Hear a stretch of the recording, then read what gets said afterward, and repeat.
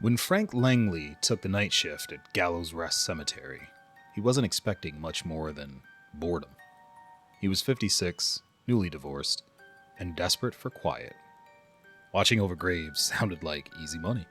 The cemetery's manager, a bony man with yellowing eyes named Mr. Calhoun, handed Frank a ring of keys and a wrinkled piece of paper. 5 lines typed on a manual typewriter. The headline read, "The List of Rules for the Night Shift." Frank then proceeded to read the list of rules numbered 1 through 5. Number 1. Do not look at the angel statue after midnight. Number 2. If you hear whistling from an open grave, whistle back the same tune. Number 3. Between 2:33 and 2:47 a.m., stay out of Section B. Number 4. If the caretaker knocks, don't open the gate. He's been dead for 10 years. Frank chuckled at this, thinking it was a joke. And last but not least, rule number 5. Always, always leave a coin at Old Maeve's tomb before dawn. Frank had a chuckle. "You trying to scare me, Mr. Calhoun?" The old man didn't smile. "No, sir. I'm trying to keep you alive." The first few nights were uneventful, boring even. Frank would make rounds with his flashlight, smoke a cigarette or two, and sit in the small office by the gate. Then came Wednesday night. At 12:02 a.m., while sipping coffee in the main path, he glanced at the angel statue near the center of the cemetery. It had moved. It now faced him. He blinked, stepped back.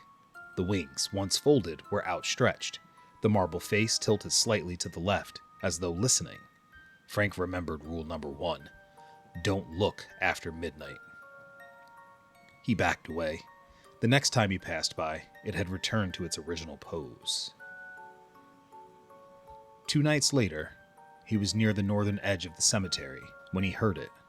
A soft whistle, high and sweet, rising from one of the older open graves prepared for a morning burial.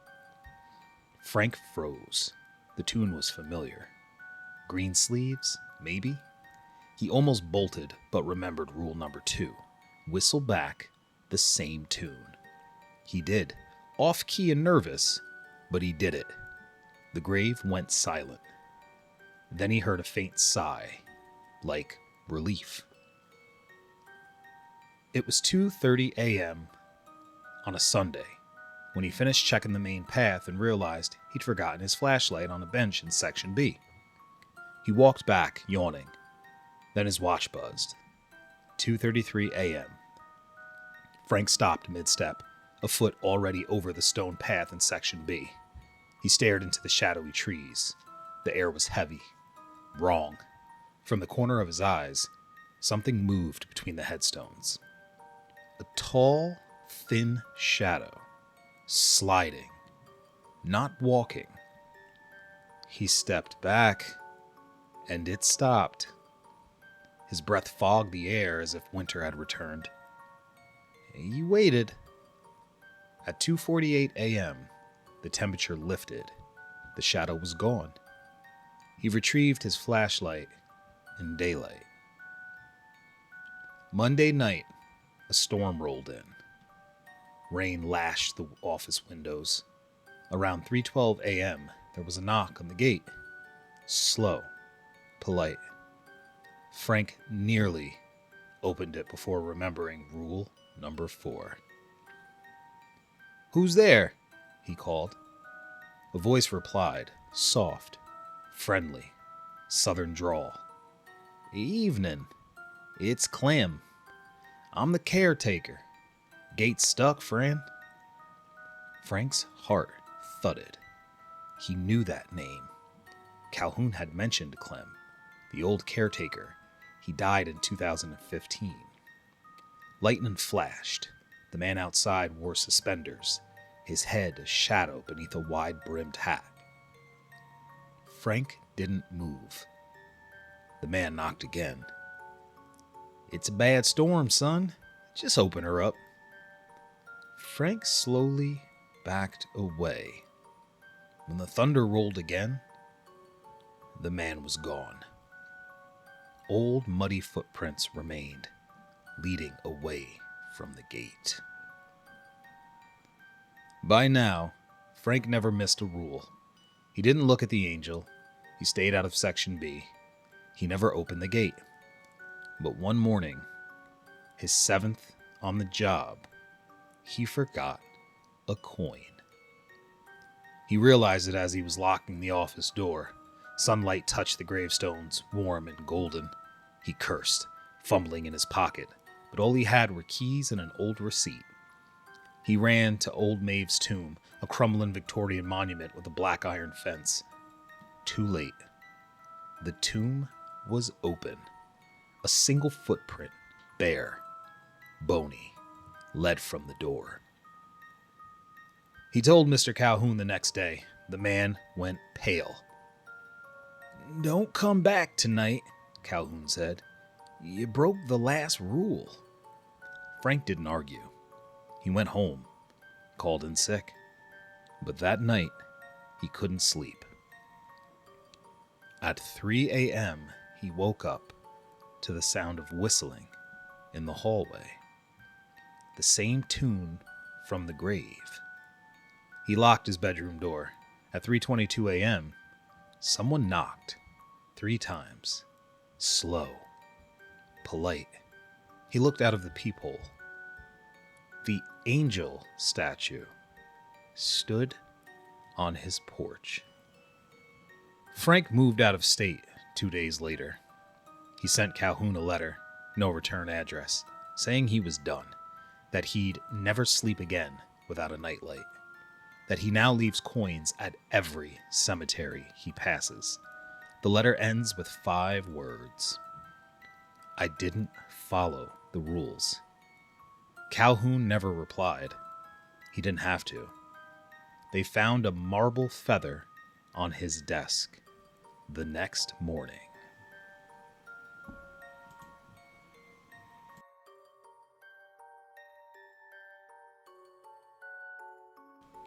When Marcus James took the job at Black Ridge Asylum, he figured it was a joke. A night janitor at an asylum that had been shut down for decades.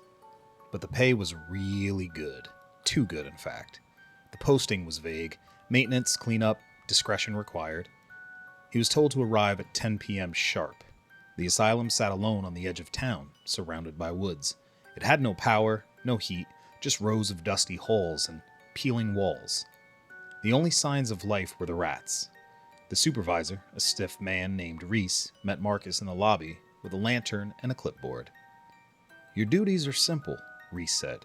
"Sweep, mop, make rounds, and follow the list." Marcus raised his eyebrow. "What list?" Reese handed it to him, handwritten, faded, and numbered. "The rules for janitorial staff, Black Ridge Asylum, by order of Dr. Howell, Chief Administrator, 1952. Marcus shrugged and continued reading. Rule number 1. If the lights come on in Ward C, do not enter. That wing has no power. Rule number 2. The man in the straitjacket may ask for help. Do not respond. Rule number 3. At midnight, sweep the East Hall only once. If the dust returns, ignore it. Rule number 4. If you hear crying in the chapel, lock the doors and pray. Do not open them until 12:33 a.m. And rule number 5. Before leaving at 4 a.m., check the mirror in the nurse's station. If you see your reflection blink, return to the office and stay until dawn. Marcus stared at the list. Is this some kind of initiation thing? Reese said nothing. He just lit the lantern and walked away. At 11:07 p.m., Marcus was mopping near the courtyard when he saw it, a soft yellow glow from Ward C. A light. He walked closer. The hallway leading toward C was long, lined with rusting wheelchairs and broken gurneys. No sound, no wind. He reached the corner and peeked in. The light was on in a single room, room 314. He felt drawn to it, curious. Then he remembered rule number 1. Do not enter. He took one step back, and the light snapped off. He didn't breathe until he was back near the lobby. Around midnight, Marcus was in the kitchen hallway when he saw movement, a hunched figure shuffling toward him. It wore a stained white straitjacket. Its mouth was sewn shut, but the eyes pleaded. A paper hung from its neck. "Help me," the paper said. Marcus instinctively stepped forward. Then Rule 2 rang in his head. Do not respond. The figure stopped, its head tilted, slowly. Then it vanished. Not walked away, but vanished. The mop dropped from Marcus's hand, and he stood there in stunned silence, trying to process what he just saw. At 12:01 a.m., Marcus reached the East Hall. It was coated in gray dust. Long, dragging footprints ran down the center. He swept it. Floor looked clean. He turned to leave, then looked back. The dust was back, and the footprints had changed direction. They were coming towards him now. He froze. Rule 3. Sweep only once. If the dust returns, ignore it. He did, and he left that hall without a word, and made haste. At 12:19 a.m., Marcus heard a strange sound. He recognized that it sounded like sobbing, soft and deep, from the asylum's old chapel. He tried to tell himself it was the wind, or a trick of the old pipes, but the sobs were human, pained, familiar, like his sister's. His sister, who had died in the asylum 15 years ago. Rule 4. Lock the doors, pray, and do not open them until 12:33. His hands shook as he locked the chapel doors with a rusted key Reese had given him. He backed away and whispered a prayer, though he hadn't in years. The sobbing turned to screaming, then to laughter, and then silence.